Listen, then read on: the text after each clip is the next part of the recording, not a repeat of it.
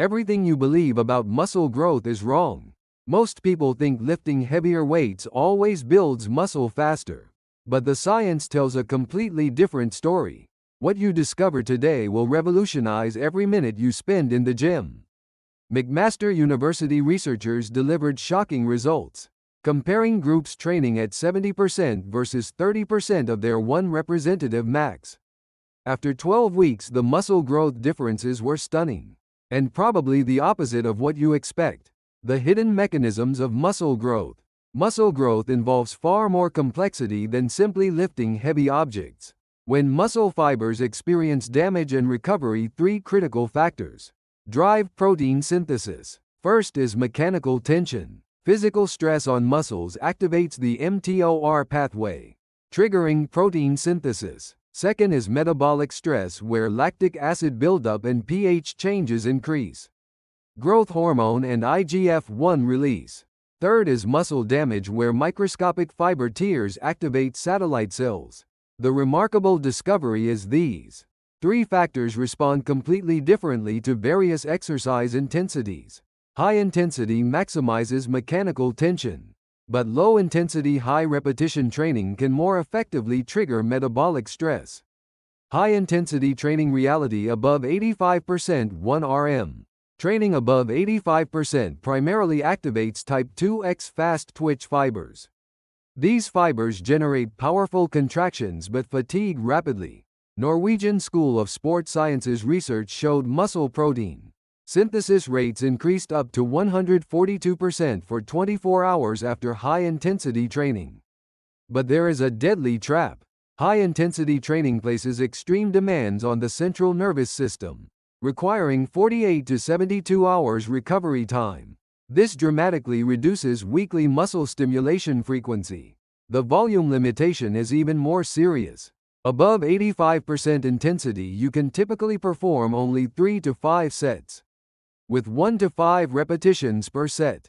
Total training volume often fails to reach the minimum threshold required for muscle growth. University of Texas long-term tracking revealed startling results. Groups training only high intensity for 6 months showed rapid strength gains in the first 4 weeks but plateaued after 8 weeks. At 16 weeks, muscle mass actually decreased. The golden zone of moderate intensity 70 to 80% 1 RM. Training between 70 and 80% creates the perfect balance of mechanical tension and metabolic stress. This intensity allows 6 to 12 repetitions, providing sufficient stimulus while maintaining training volume without excessive fatigue. Karolinska Institute researchers published remarkable findings.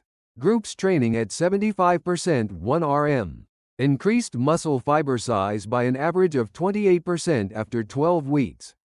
More importantly, both type 1 and type 2 fibers grew evenly. The greatest advantage of moderate intensity is training frequency. Recovery time of 24 to 48 hours allows stimulating the same muscle groups 2 to 3 times weekly. This maximizes total weekly training volume. Victoria University meta-analysis concluded moderate intensity training was most efficient for both muscle mass and strength gains. This effect was particularly pronounced in intermediate trainees with over 1 year experience. The hidden potential of low-intensity high-repetition 50 to 65% 1 RM. Perceptions about low-intensity high-repetition training are completely changing. Previously considered effective only for muscular endurance, recent studies revealed shocking facts. Revolutionary Tokyo University research showed groups training at 30% 1 RM to muscular failure achieved nearly identical muscle growth to groups training at 80%. The key condition was training to complete muscular failure. The secret lies in metabolic stress. Over 20 repetitions create extreme lactic acid concentrations, triggering massive growth hormone release. Post-exercise growth hormone levels can increase up to 9 times normal levels. Blood flow restriction effects are also noteworthy. Continuous contractions reduce blood flow, creating hypoxic conditions that promote VEGF vascular endothelial growth factor release. This increases capillary density, improving nutrient and oxygen delivery.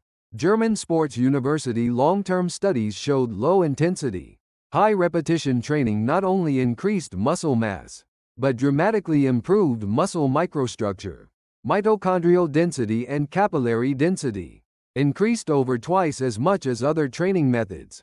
Genetic factors determining individual responses.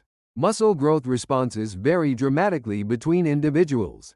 The most important factor is muscle fiber type distribution.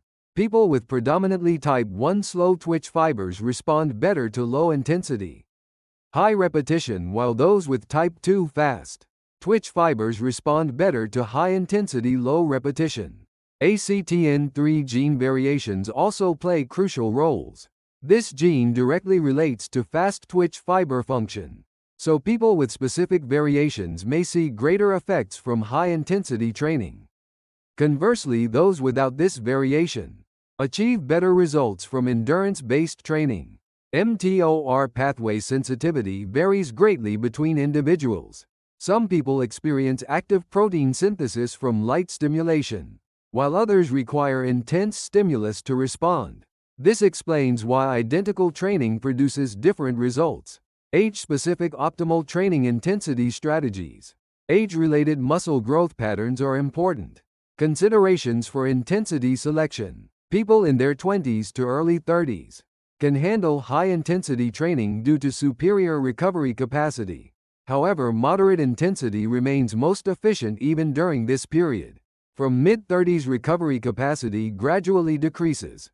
Testosterone and growth hormone levels decline 1% annually, reducing high-intensity training effectiveness. Combining moderate and low intensity becomes optimal. After 40, joint health and injury prevention become paramount. Copenhagen University research showed low-intensity, high-repetition training was more effective for muscle maintenance and functional movement improvement in people over 40. Beyond 50, preventing sarcopenia becomes the top priority. For this age group, consistency and sustainability matter more than intensity.